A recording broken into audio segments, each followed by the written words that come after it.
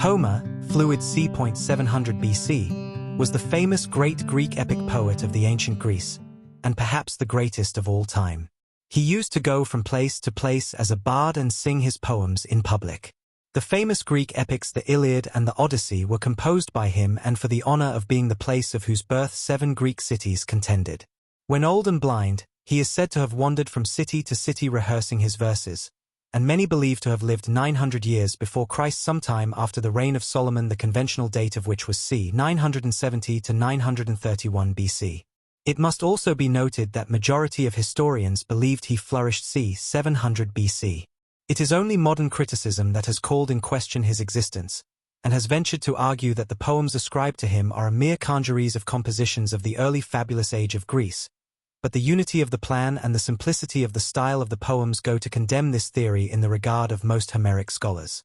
Homer was the only poet who was believed to have invented some sort of a cycle of one wheel on which he used to travel, and in this sense he was a scientist poet.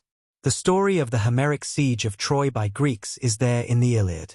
It is said that the Greeks had a siege of Troy in 1200 BC. However, it is controversial. Homer's works are occupied with the restless and active enterprises of the heroic age. Wisdom and quotes. Burgeons with leaves again in the season of spring returning. So one generation of men will grow while another dies. Iliad. Know from the bounteous heaven all riches flow. Iliad. I detest that man who hides one thing in the depth of his heart and speaks forth another. Iliad. Pray, for all men need the aid of the gods. Odyssey. Sleep is the twin of death. Iliad.